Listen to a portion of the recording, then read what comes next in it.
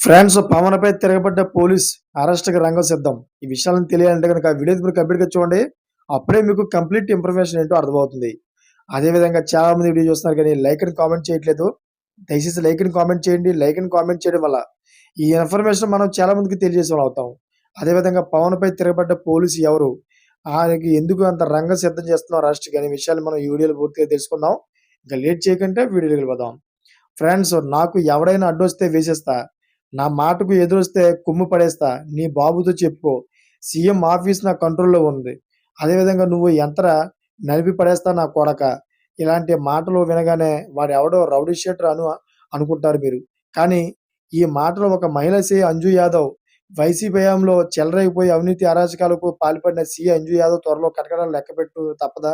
YCP హయాంలో రాష్ట్రంలోనే అత్యంత వివాదాస్పద అవినీతిమయమైన మహిళా పోలీస్ అధికారిగా రికార్డుకు ఎక్కిన అంజు యాదవ్ అరాచక చట్టం మొత్తం బయటికి తీస్తున్నారు. అయితే ప్రస్తుతం లూప్ లైన్‌లో ఉన్న ఈ అరాచక శక్తి త్వరలోనే లోపలికి వెళ్ళడం ఖాయం. అంజు యాదవ్ గురించి డిపార్ట్‌మెంట్‌లోనే కాదు రాష్ట్రం మొత్తం పరిచయమే. చిత్తూరు, తిరుపతి జిల్లాలో అత్యంత వివాదాస్పద మహిళా సర్కిల్ ఇన్స్‌పెక్టర్. ఏ స్టేషన్‌లో పనిచేసినా అక్కడ వివాదాలే.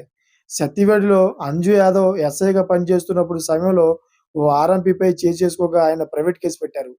కింద కోర్టులో 3 నెలల జైలు శిక్ష ఎదుర్కొన్న అంజు యాదవ్ హైకోర్టును ఆశ్రయించి ఆ తర్వాత బాధితుడితో రాజీ కుదుర్చుకుంది. 2009, 11 మధ్యకాలంలో తిరుపతి వెస్ట్ సీఐగా పనిచేస్తున్నప్పుడు పోలీసు సిబ్బందినే ఇబ్బంది పెట్టి డిపార్ట్‌మెంటల్ ఎంక్వైరీ ఎదుర్కొంది. ఇక రేణిగుంట అర్బన్ సీఐగా కూడా అదే ఓవరాక్షన్ ప్రదర్శించి వార్తలు నిలిచింది.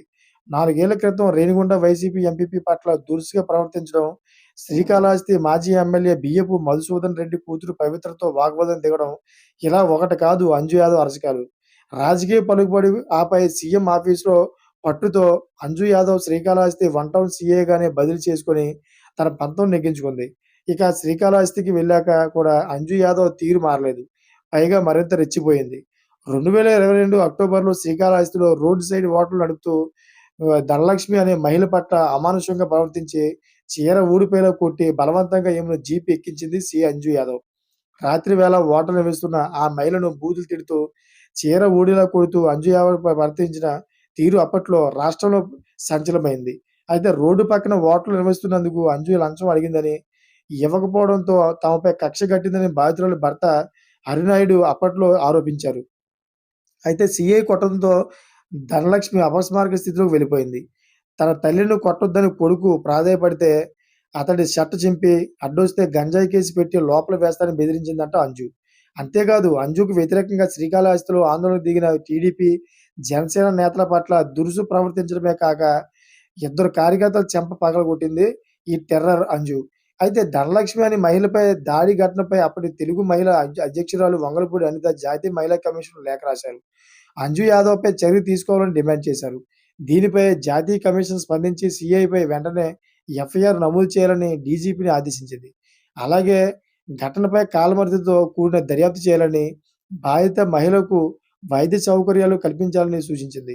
ఈ ఘటనపై కమిటీ సీఐ అంజు యాదవ్‌తో పాటు బాధితురాలు ధనలక్ష్మి సహా మరో 15 మంది సాక్షులను ప్రశ్నించింది. కానీ ఆ తర్వాత ఆ కేసు ఏమైందో ఎవరికీ తెలీదు.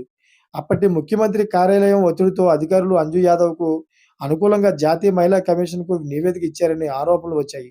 2023 జూలైలో సీఐ అంజు యాదవ్ మరోసారి రెచ్చిపోయారు. ఆందోళన చేస్తున్న జనసేన నేతలపై చెంపదెబ్బతో విరుచుకుపడ్డారు. జనసేన అధినేత పవన్ కళ్యాణ్ పెళ్లిళ్లపై అప్పటి సీఎం జగన్ చేసిన వ్యాఖ్యలకు నిరసనగా జనసేన కార్యకర్తలు నిరసన చేపట్టారు. ఆ నిరసన ఉద్రిక్తతకు దారితీసింది. శ్రీకాళహస్తిలోని పెళ్లి మండపం దగ్గర సీఐ అంజు యాదవ్ దిష్టిబొమ్మను దగ్ధం చేసేందుకు జనసేన నేతలు ప్రయత్నించడంతో పలువురి శ్రీకాళహస్తి పోలీసులు హౌస్ అరెస్ట్ చేశారు. కొంతమంది జనసేన నేతలు పోలీసులు కళ్ళుగప్పి పెళ్లి మండపం దగ్గరికి చేరుకున్నారు. అది చూసిన జనసేన నేతలపై అంజు యాదవ్ విరుచుకుపడ్డారు. శ్రీకాళహస్తి జనసేన కార్యకర్తపై అంజు యాదవ్ చేయి చేసుకున్నారు. అతని 2 చెంపలపైన పలుమార్లు కొట్టారు. దీనిపై జన సైనికులు భగ్గుమన్నారు. వీడియో తీస్తున్న వ్యక్తిపైన ఆమె దాడికి పాల్పడింది. ఈ ఘటనపై అంజు యాదవ్‌కు హెచ్ఆర్‌సీ నోటీసులు జారీ చేసింది. ఆమెతో పాటు అప్పటి Tirupati SP Anantapuram, DIG, Tirupati collector, DGP, home secretary, chief సెక్రటరీలకు హెచ్ఆర్‌సీ నోటీసులు జారీ చేసింది. అయితే అప్పటి అధికారులు దర్యాప్తు చేసి కేవలం ఛార్జీ మెమోతో సరిపెట్టారు. అయితే ఆనాడు ఆ వ్యవహారంపై పవన్ కళ్యాణ్ నేరుగా తిరుపతికి వచ్చి అప్పటి ఎస్పీకి లిఖితపూర్వకంగా ఫిర్యాదు చేశారు. అయినప్పటికీ అంజు యాదవ్‌పై ఎలాంటి చర్యలు తీసుకోలేదు. అయితే కూటమి ప్రభుత్వం అధికారంలోకి రాగానే ఉన్నతాధికారులు ఆమెను మొదట వీఆర్‌కు బదిలీ చేశారు. ఆ తర్వాత లూప్ లైన్‌లో పోస్టింగ్ ఇచ్చారు. కానీ ఇప్పటి వరకు ఎటువంటి చర్యలు తీసుకోలేదు. పొలిటికల్‌గా అంజు యాదవ్‌కున్న బలం ఆమెను రక్షిస్తోంది. దీంతో టీడీపీ, జనసేన కార్యకర్తలు ప్రభుత్వంపై ఒత్తిడి పెంచారు.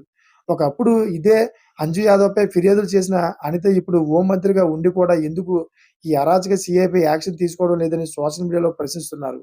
అయితే 5 ఏళ్ల కాలంలో శ్రీకాళహస్తి కేంద్రంగానే అంజు యాదవ్ కోట్లాది రూపాయలు రియల్ ఎస్టేట్ వ్యాపారం చేశారని, సెటిల్మెంట్ ద్వారా కోట్ల రూపాయలు సంపాదించారని ఆరోపిస్తున్నారు.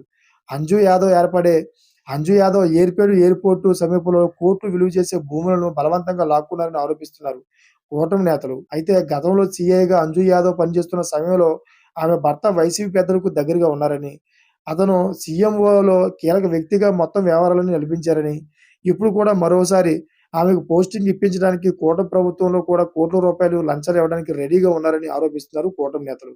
మొత్తానికి ఈ ఒత్తిడితో 5 ఏళ్ల కాలంలో అరాచకంగా వ్యవహరించిన అంజు యాదవ్‌పై కూటమి ప్రభుత్వం దృష్టి పెట్టింది. ఇప్పటికే అంజు యాదవ్ వ్యవహారాలపై ఫైల్ సిద్ధమైంది. ఇక రేపో మాపో అంజు బోచలు లెక్క పెట్టక తప్పదు. చూసారా ఫ్రెండ్స్ లేటెస్ట్ అప్డేట్స్ కోసం ఛానెల్ సబ్స్క్రైబ్ చేసుకోండి. Thank you for watching friends.